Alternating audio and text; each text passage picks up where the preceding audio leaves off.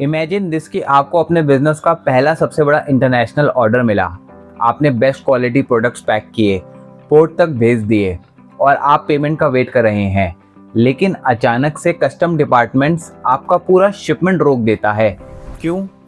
क्योंकि आपके पास एक सिंपल मैंडेटरी लाइसेंस नहीं था।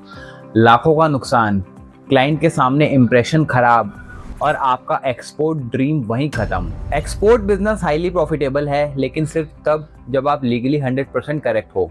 अगर आप भी सोच रहे हैं कि एक्सपोर्ट बिजनेस इजी है या चैलेंजिंग और इसको स्टार्ट करने के लिए कौन सी एग्जैक्ट रजिस्ट्रेशंस चाहिए, तो ये वीडियो आपके लिए है।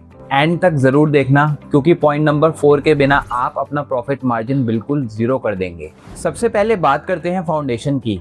एक्सपोर्ट बिजनेस शुरू करने के लिए आपको एक लीगल एंटिटी बनानी पड़ती है। आप एज अ प्रोपराइटर भी स्टार्ट कर सकते हैं, बट इंटरनेशनल बायर्स हमेशा एक रजिस्टर्ड कॉर्पोरेट एंटिटी पर ज़्यादा ट्रस्ट करते हैं।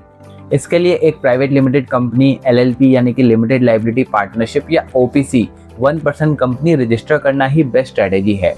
इससे आपकी पर्सनल लाइबिलिटी भी सेफ रहती है और इंटरनेशनल लेवल पर ब्रांड इमेज भी स्ट्रांग बनती है। जब आपकी कंपनी बन जाए तो सबसे पहले और सबसे क्रूशियल लाइसेंस जो आपको चाहिए वो है इंपोर्ट एक्सपोर्ट कोड, IEC। इसे DGFT यानी कि directorate general of foreign trade issue करता है। ये एक 10 डिजिट का यूनिक कोड होता है। सीधी बात, बिना IEC के आप इंडिया से एक सुई यानी कि नीडल भी एक्सपोर्ट नहीं कर सकते। ये लाइफ टाइम के लिए वैलिड होता है और इसमें कोई रिटर्न फाइल नहीं करनी होती। तो IEC is a strictly non negotiable. अब आता है वो पॉइंट जो आपके प्रॉफिट मार्जिन्स को बचाता है, GST रजिस्ट्रेशन। चाहे आपका टर्नओवर थ्रेशोल्ड लिमिट क्रॉस करे या ना करे, एक्सपोर्ट के केस में GST रजिस्ट्रेशन मैंडेटरी है। लेकिन सुनिए, एक्सपोर्ट्स पर टैक्स नहीं लगता। गवर्नमेंट चाहती है कि आप प्रोडक्ट्स एक्सपोर्ट करें, टैक्सेस नहीं। इसीलिए आपको GST पोर्टल पर LUT यानी कि लेटर ऑफ अंडरटेकिंग फाइल करनी होती है। LUT के थ्रू आप बिना IGST पे किए अपने गुड्स एक्सपोर्ट कर सकते हैं। बस ध्यान रखना, LUT हर फाइनेंशियल ईयर में रिन्यू करनी होती है। जैसे फाइनेंशियल ईयर 26-27 के लिए आपको 1 अप्रैल 2026 से पहले इसे रिन्यू करना होगा। नेक्स्ट है AD कोड यानी कि authorised dealer code. AD code आपको आपके बैंक से मिलता है जहां आपका करंट अकाउंट है। इस कोड को आपको उस पोर्ट कस्टम्स पर रजिस्टर करना होता है जहां से आपका माल भरा जाएगा। इसके बिना कस्टम क्लियरेंस नहीं मिलेगा। और दूसरा है RCMC यानी कि रजिस्ट्रेशन कम मेंबरशिप सर्टिफिकेट। ये एक्सपोर्ट प्रमोशन काउंसिल जैसी कि FIEO या अपेडा से मिलता है।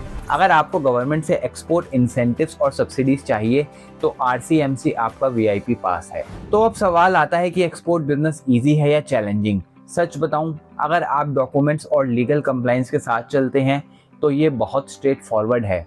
चैलेंज तब आता है जब लोग शॉर्टकट्स लेते हैं। एवरीथिंग लॉजिकली और लीगली करेक्ट रखने के लिए एक ही रूल है, सही एक्सपर्ट से गाइडेंस लीजिए। अगर आप भी ग्लोबल मार्केट में एंटर करना चाहते हैं और ये सारे लीगल कंप्लायंसेस, कंपनी रजिस्ट्रेशन से लेकर GST और LUT तक एक ही जगह बिना किसी टेंशन के हैंडल करना चाहते हैं, तो जस्ट स्टार्ट की एक्सपर्ट टीम आपकी मदद कर सकती है। 10 साल के एक्सपीरियंस और 5000 से ज़्यादा एंटरप्रेन्योर्स को सपोर्ट करने के बाद we know what you need exactly. आज ही अपनी फ्री कंसल्टेशन बुक करें और अपने एक्सपोर्ट बिजनेस को लीगली सिक्योर बनाएं। स्क्रीन पर दिए गए नंबर 9315513354 पर कॉल करें। अगर वीडियो इन्फॉर्मेटिव लगी तो लाइक करें, चैनल को सब्सक्राइब करें और दूसरे एंटरप्रेन्योर्स एंड बिजनेस ओनर्स के साथ शेयर करें जो अपना एक्सपोर्ट बिजनेस शुरू करना चाहते हैं। मिलते हैं नेक्स्ट वीडियो में।